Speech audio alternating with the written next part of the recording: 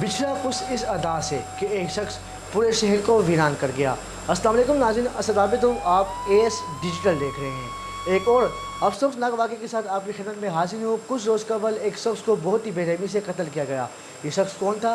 یہ کرتا کیا تھا؟ ناظرین، آج سے 8 ماہ قبل اس شخص نے بہت سے ارمان دیکھے تھے اور بہت سے سپنے تھے اس کے دل میں۔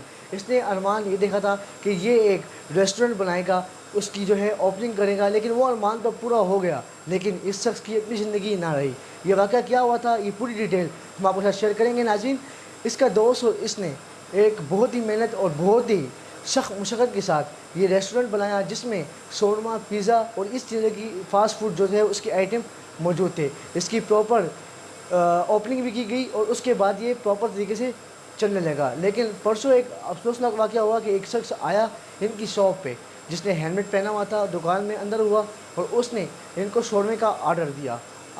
جب انہوں نے آرڈر دیا تو وہ وہیں پر کارنر کے پاس ویٹ کرنے لگا اپنے آرڈر کا۔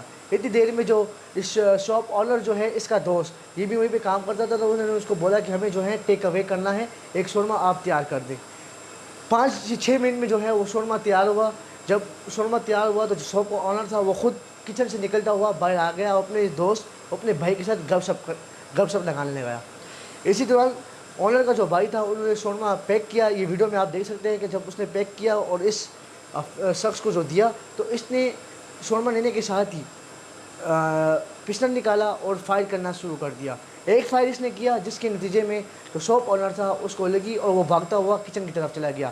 اس کے بعد اس نے جو ہے آنر کے بھائی کو اور ساتھ اس کے دوست اس کو بھی اشارہ کیا کہ آپ لوگ بھی کچن کی طرف اندر جائیں۔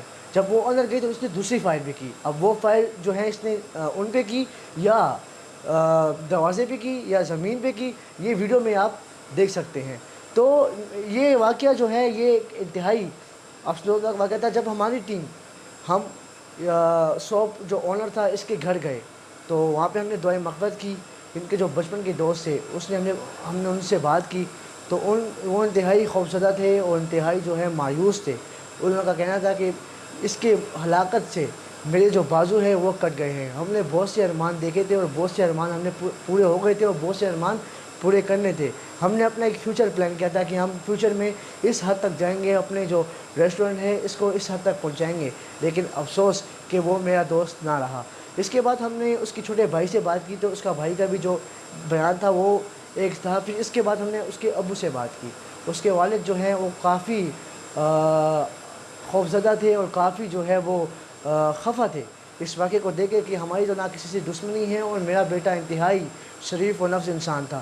اگر آپ پورے محلے میں وزٹ کر سکتے ہیں، اس کے بارے میں کوئی بھی آپ کو برا نہیں کہے گا۔ ناظرین، یہ واقعہ کیا تھا اور اس کو کون قتل کیا گیا، اس کی تفتیش جاری ہے، لیکن ایک ماں کا لال جو ہے وہ اجڑ گیا۔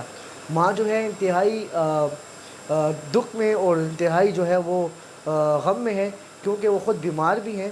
اس کے والد کا کہنا تھا کہ جب میں شام کو گھر لوٹا تو میں نے چائے پی اور اسی دوران میری موبائل پر میری چھوٹے بیٹے کی کالس آئی، لیکن موبائل سائلنٹ تھا اور اس وجہ سے میں نے کال نہیں اٹھائی۔ تو پھر اس نے اپنی امی کے نمبر پہ کال کی۔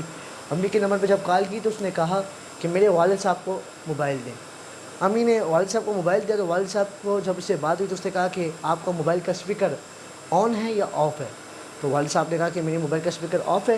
پھر انہوں نے کہا، اس جو شاپ آنر تھا اس کا بھائی، اس نے کہا کہ آپ ایسا کریں کہ ہاسپٹل جلدی پہنچیں اور والدہ کو نہ بتائیں۔ تو والد صاحب نے کہا کہ وجہ؟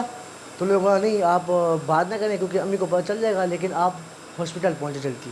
والد صاحب کہہ رہے ہیں کہ میں جب باہر نکلا تو بائک پہ میں ہاسپٹل پہنچا اور جیسے ہی میں ہاسپٹل پہنچا وہاں پہ کیجویلٹی گیٹ پہ مجھے جب معلوم ہوا کہ میرا بیٹا اس دنیا میں نہ رہا تو میں نے چیخ و پکار شروع کر دی، اور اس کے بعد جو ہوا وہ مجھے خود علم نہیں تھا کہ اس کے بعد کیا ہوا۔